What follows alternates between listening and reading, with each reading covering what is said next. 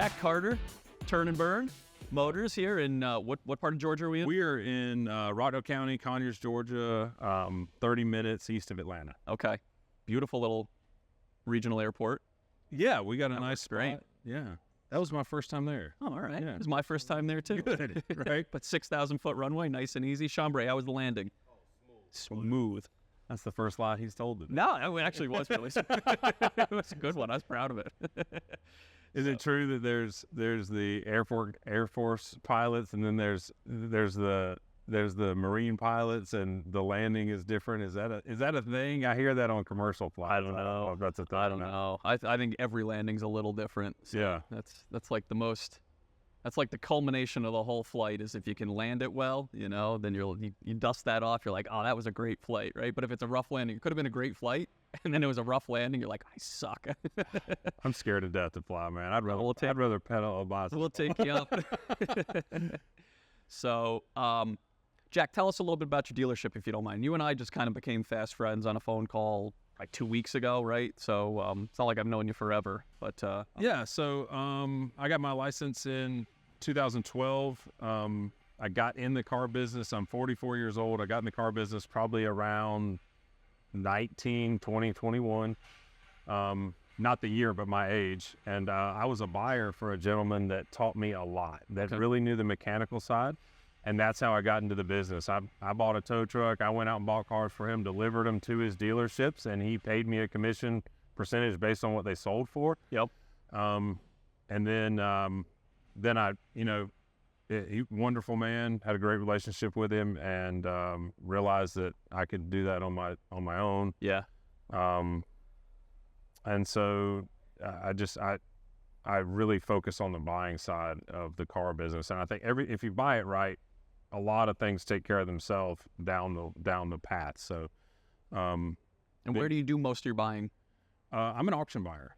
Physical, in-lane? Physical, in-lane. I goof around with Facebook Marketplace. I poke at other things like other people do, but my time is best spent going somewhere where I know I have the potential to buy 5 to 25 cars today. Yeah.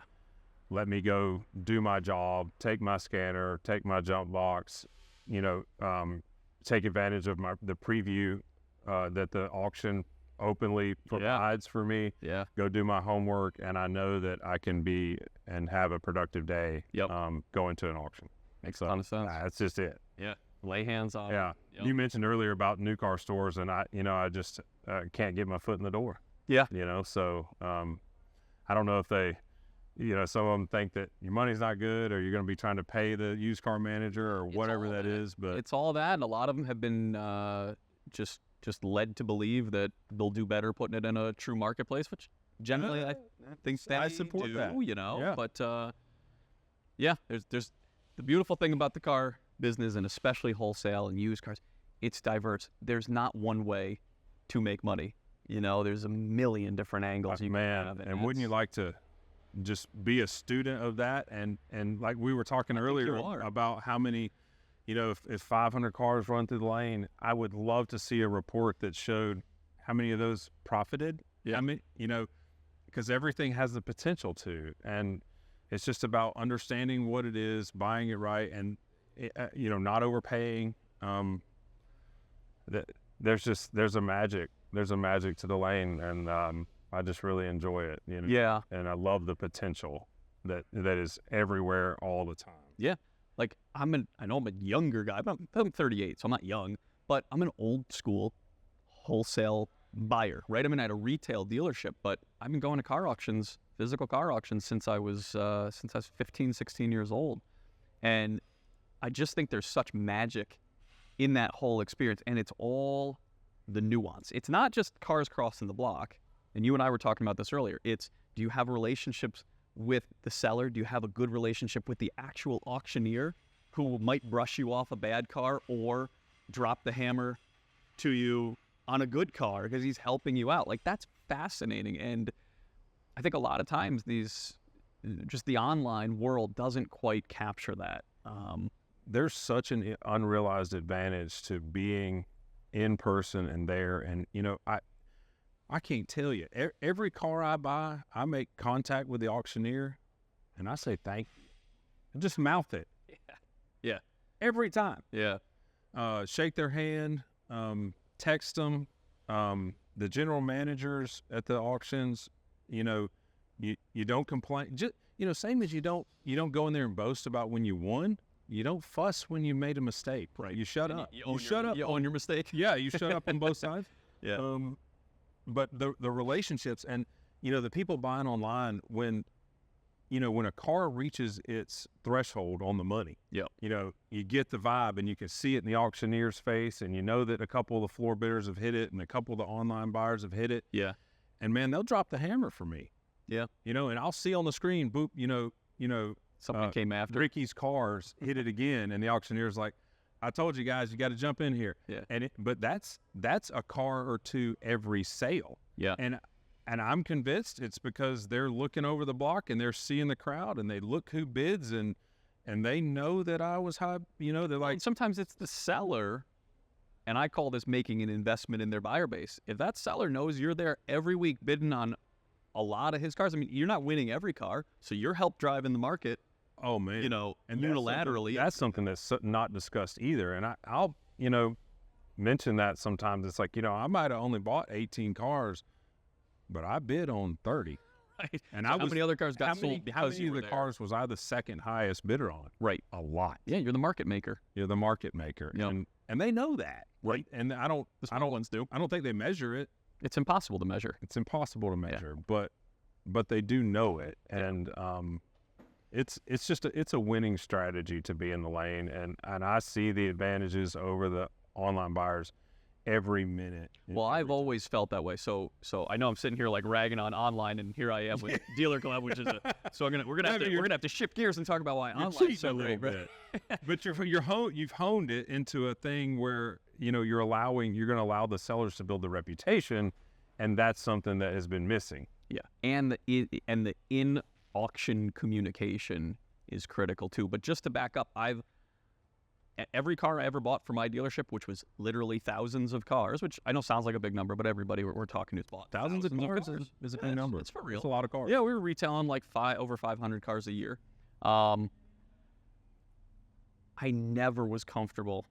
I was always in lane, and I would see these bids come in simulcast, and I had that same kind of like texture and context and in auction, in lane, eye contact with the auctioneer experience that you're talking about. And these poor folks on simulcast, they didn't know if they were bidding against the Coke machine or bidding against me.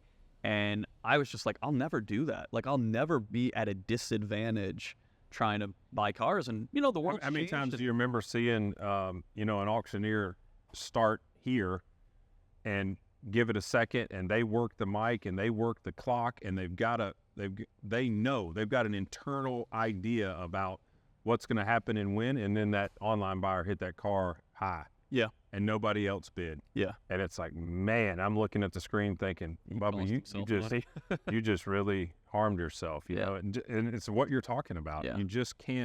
You can't work the sale if you're absent from the sale. Correct.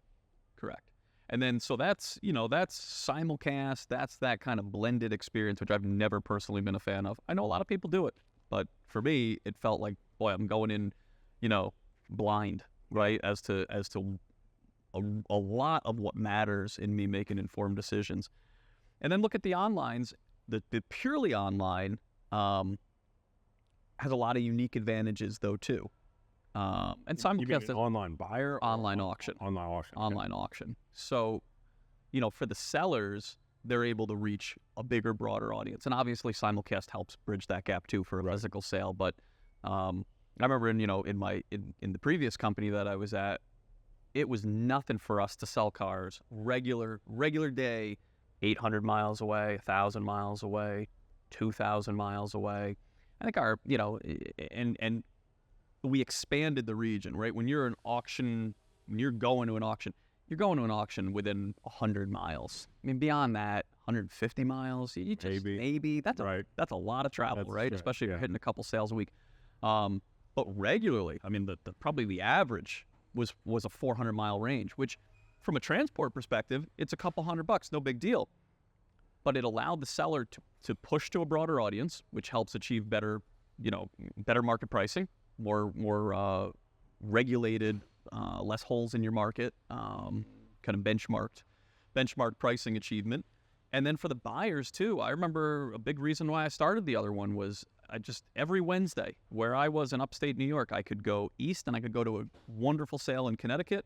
I could go west and I could go to a less great sale in Syracuse.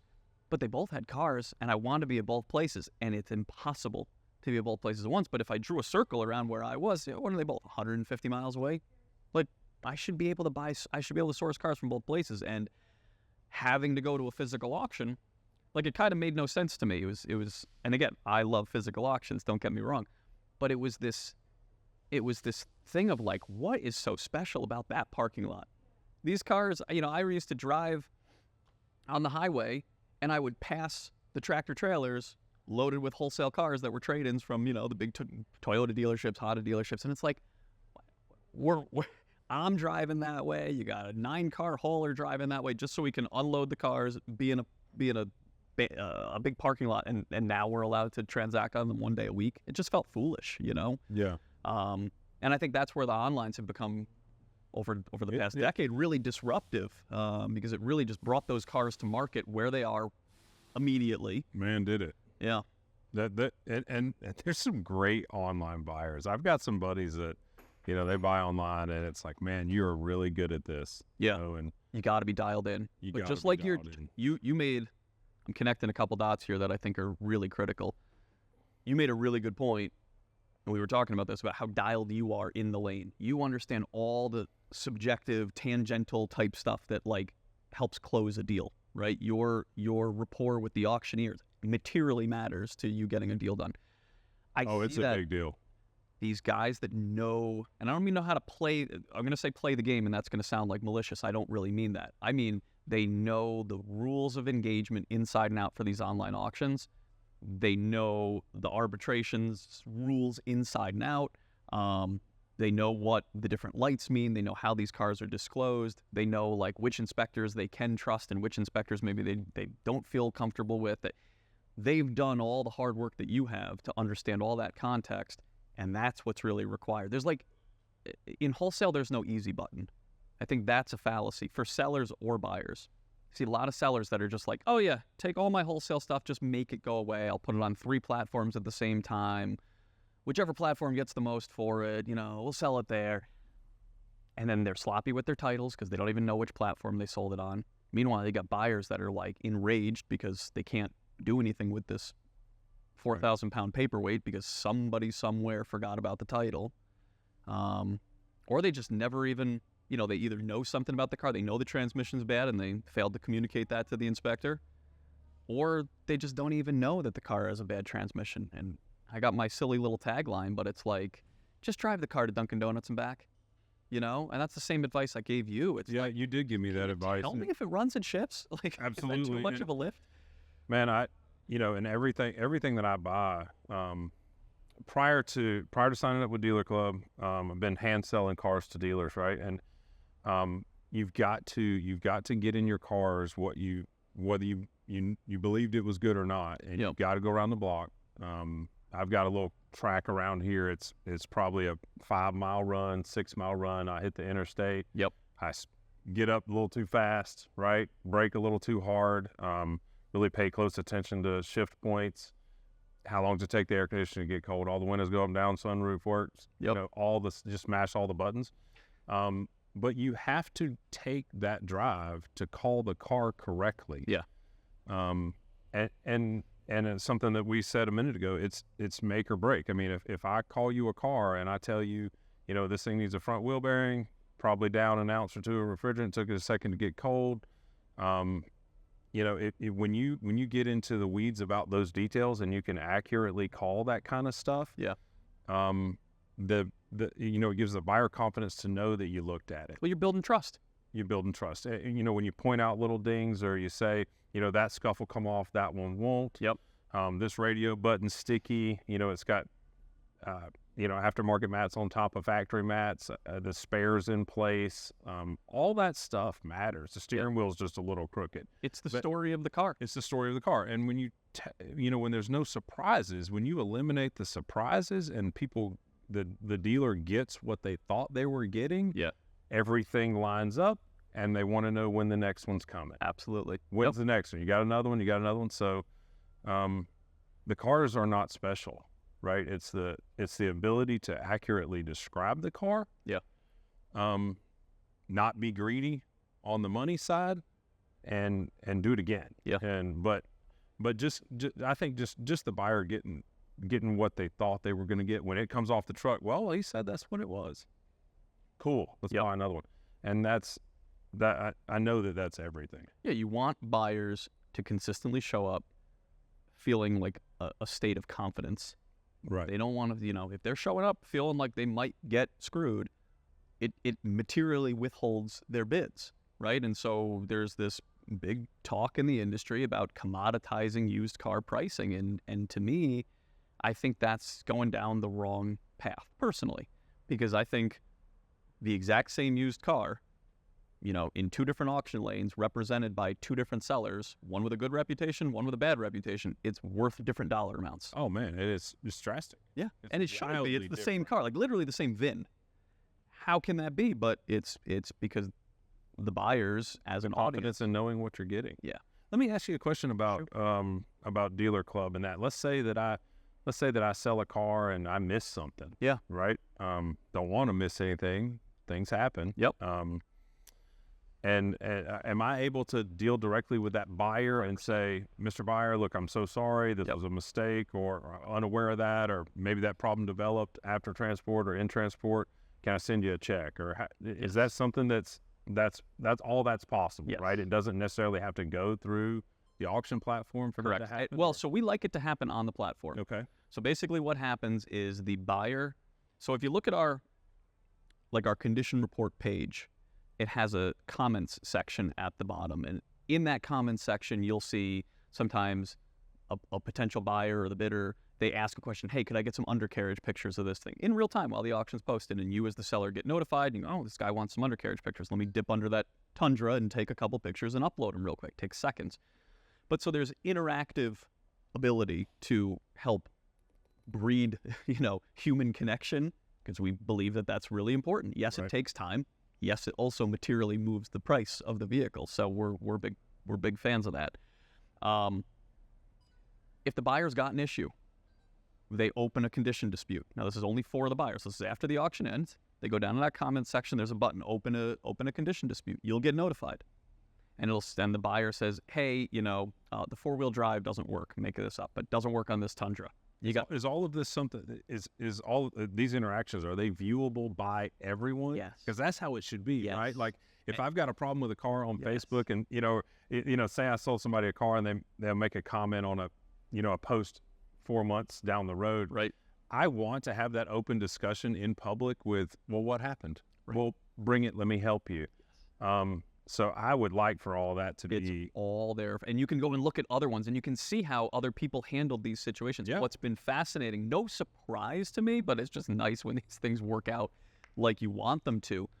People are conducting themselves like civilized human beings, which they're all capable of. I'm a big believer. Car dealers are chameleons. You put them in different environments, they behave differently. I was one of them, right? At a real nice establishment type auction where I really wanted to be there every week and didn't want to risk getting kicked out, I conducted myself differently than if I went to a heavy equipment auction in a dirt lot where I was never going to see these people again. Yeah. Not saying I did anything dirty or wrong. It's just but being where that stuff can be spotlighted, if you handle it properly, is such an advantage. Yeah. And so we are a club. These are members, right? And there's a risk to losing your membership if you conduct yourself like a lunatic. If you don't believe in the greater good of what we're trying to put together, this is just, quite frankly, not a good environment for you.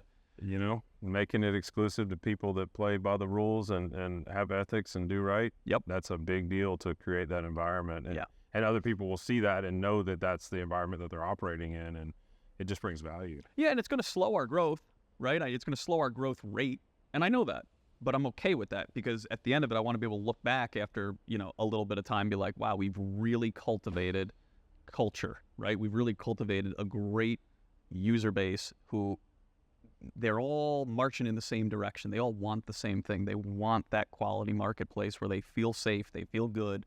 And then back to your thing about like if there's an issue with a vehicle, the buyer brings it up, you have the opportunity to respond, work back and forth, And I've seen there hasn't been many of these, which is also good. Right. But when they come up, the resolutions are totally reasonable, and we didn't have to get involved.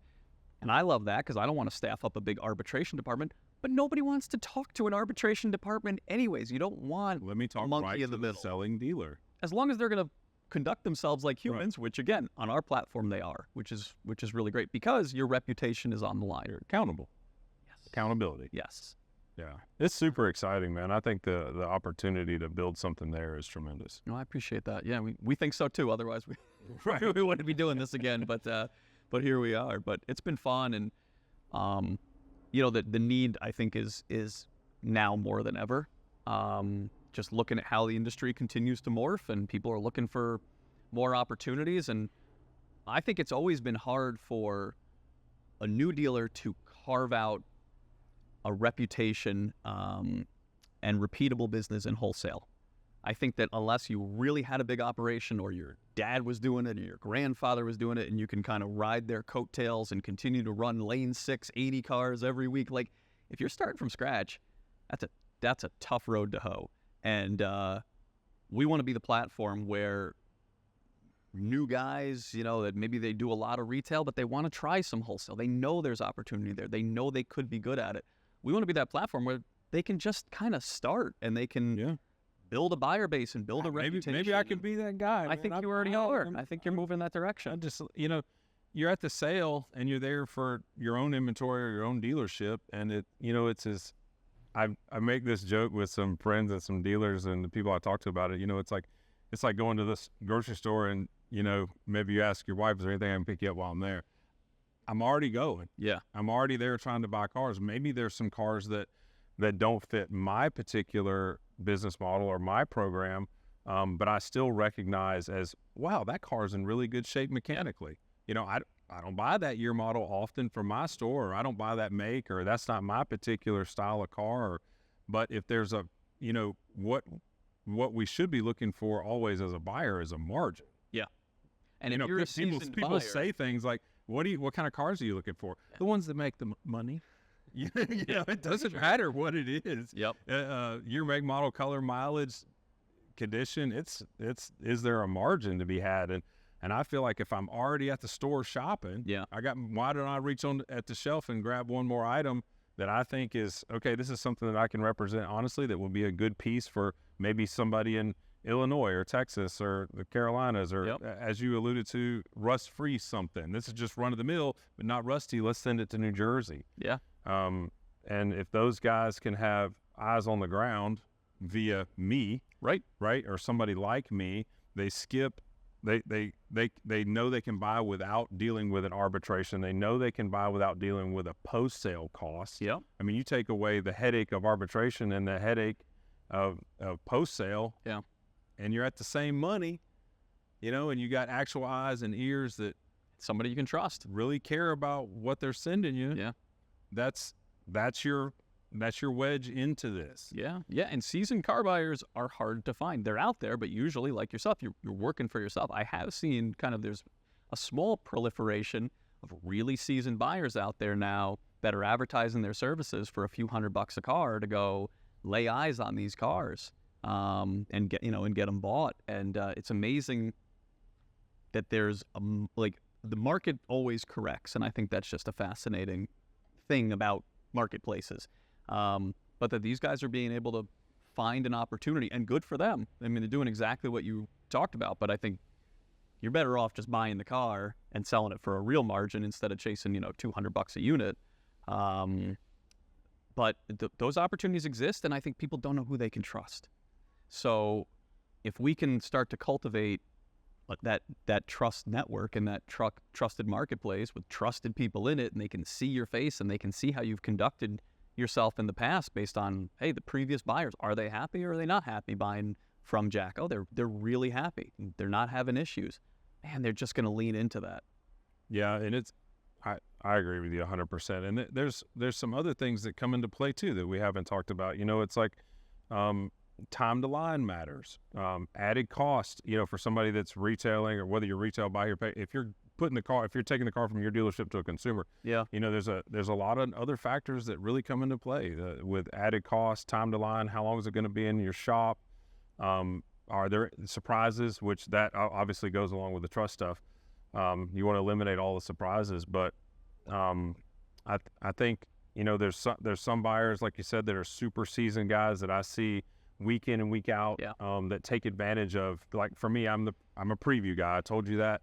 I don't think you can effectively make good decisions at an auction by showing up at the time when the auction starts, right? Yeah. That is so foolish. I feel like, I mean, I made that mistake as a kid, you know, going and taking a test, but if I had taken my book home, read the chapter, right? Yep. I'd ace this thing where I just show up, take the test, I'm a C at best, Yeah. right? And I'd look at being out there on preview days and preview hours and the test tracks and driving the cars and scanning, and I look around and there's 24 people doing that job.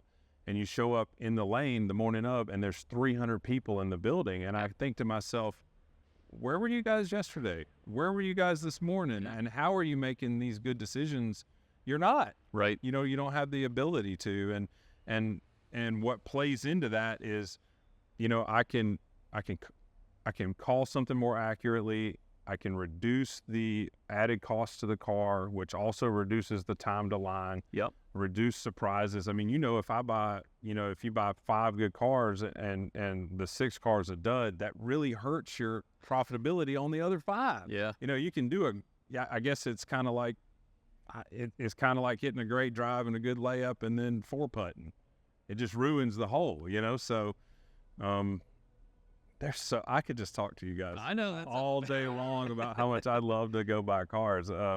But there's a right way to go about it. And Yeah. if you do your homework and you spend time there, and so many facets of it, if you work the relationships with the auctioneer and the general manager, and man, I got the phone number to the lot guys. Right. You know what I mean? Hey, I need a jump off. Hey, I need this, or my scanner's not working right. You got one?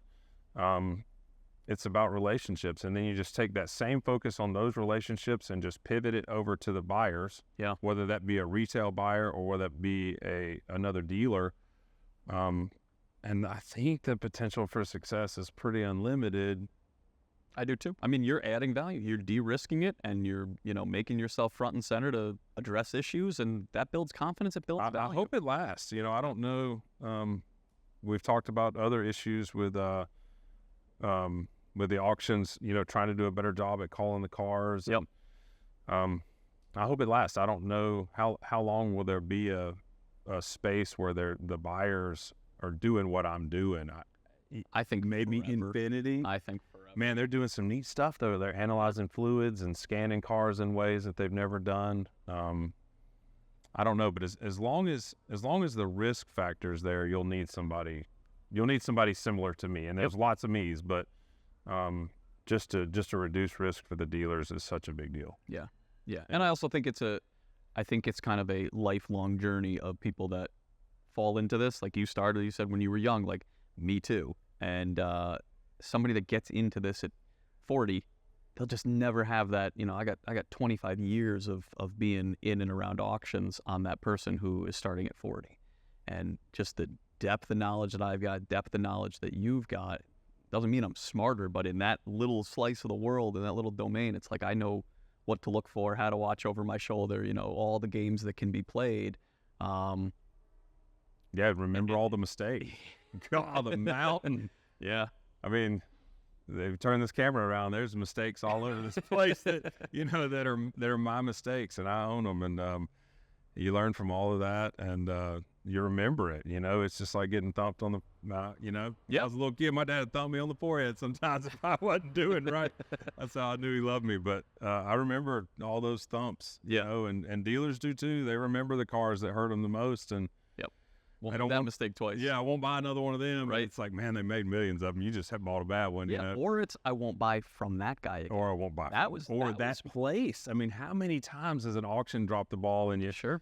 A good friend of mine in Alabama tells me about a place I'm never going there again. You know, it's like, man, the opportunities are still there. Right. But I get it. They burned a bridge, and and that happens. Yeah. It's a real thing. I mean, I'm sure how many times have you heard dealers say, I'm never doing this again. I'm never. Yep. You know, and it's like, man, you won 99 times and you lost that one.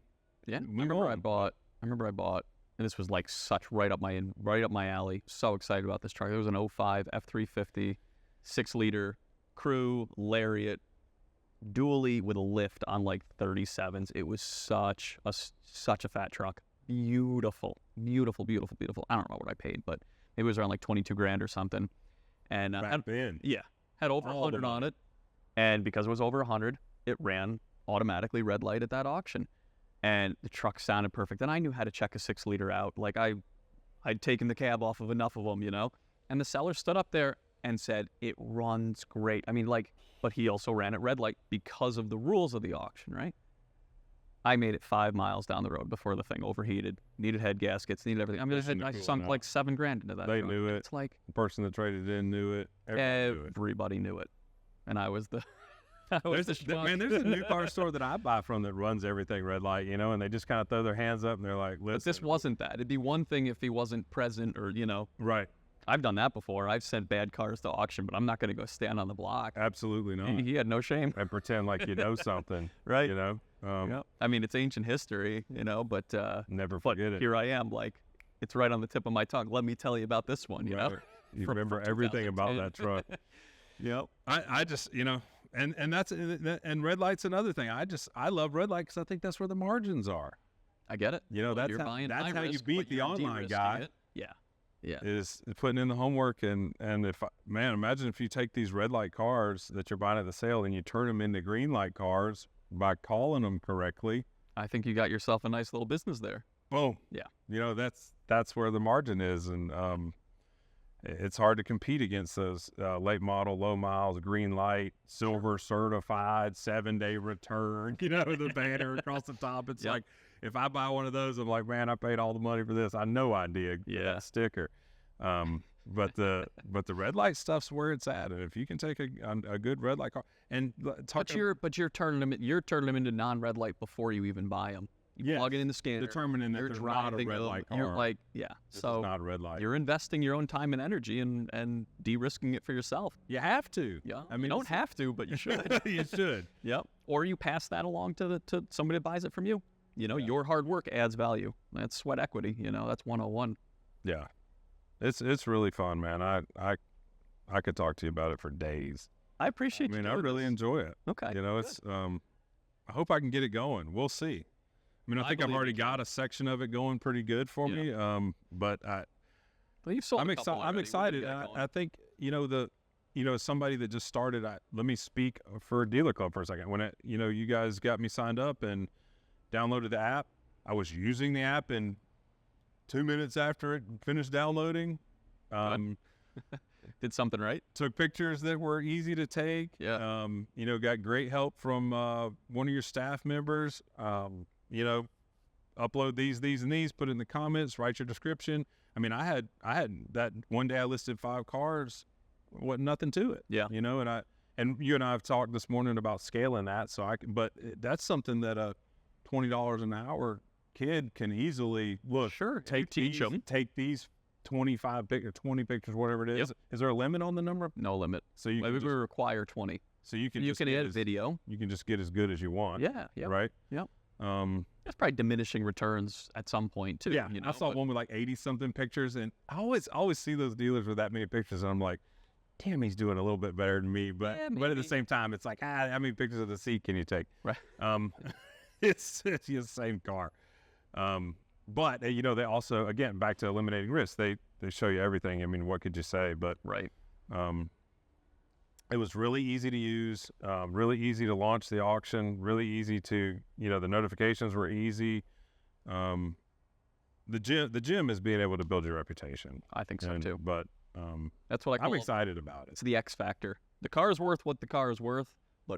the reputation of the seller is the X factor. You know, if market report says the car's worth 10 grand, how do you get 11.5 for that car? Well, you know, you representing it, building that trust, You eliminate the risk. you eliminate the risk, you build competitive pressure on it, and these guys pay more. You know, nobody wants to pay more, but they're willing to if they feel safe in that transaction. It's the same reason that $10,000 car can be bought for $8,500. If it's red light, Right. if nobody's there repping it, you know, it slips through the cracks. Right. Same car. The lender's got to turn it, all that stuff. All that stuff. All that stuff. Yep. It's a big deal. Perfect marketplace. It's okay. You know, it's a beautiful Yeah. thing.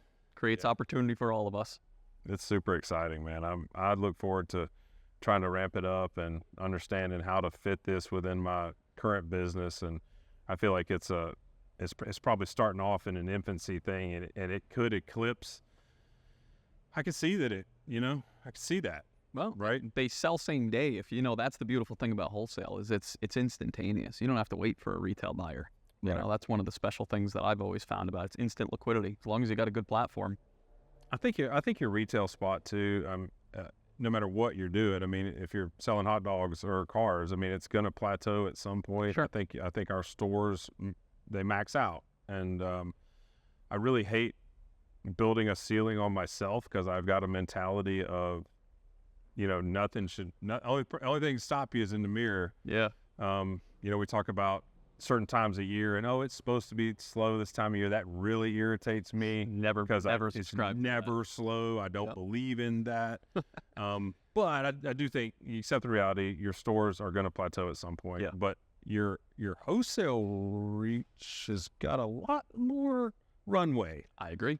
right? Because you're offering such an audience. Yep. That you could never reach just here. This, Facebook or marketplace, you couldn't do it. Right. You couldn't do it. So, that's exciting to me because It's a whole new vertical. it's a whole new, right? And why are you not? Again, you're at the store, pick up something for mom. Yeah. You know what I mean? Why are you not doing as much as you can do? Yep. And I've made the mistake in the past of I'm a foot on the gas guy. I've grown too fast at times. I've harmed myself at times. I've harmed my business at times. I've let cash flow get out of control or been behind the 8 ball. But wholesale's a little different, and the security that your platform is bringing, and with I know I'm going to get paid. Absolutely. You said to me in my office, if the buyer doesn't pay you, I will. Yeah, I mean, I didn't even respond to any you. real auction. I didn't better respond do to you, that. but trust and believe I heard it. Yeah. I mean, it's a new gig. You know what I Yep. mean? This is a new thing. We're also vetting who we're bringing on the platform, so my risk doesn't really scare me. And Dealer Club, we're a licensed Florida dealer. We're a licensed Florida wholesale auction. So like, if I gotta just man up and buy a car from you, we'll do that. You'll sell we'll it. resell it. I'm Yeah, not, that's I'm right. not scared of No owning a big car. deal. Not scared. Not my first rodeo, Right. So, well, I appreciate you letting us come up here and Thanks a lot. crash your dealership and show Yeah. us around and I hope do you learned something or feel like you're going back Absolutely. with something. Yeah. Something cool. I really appreciate you guys being here. I think it's super neat Well, that you took time to visit. thank you. Thank you. Means a lot.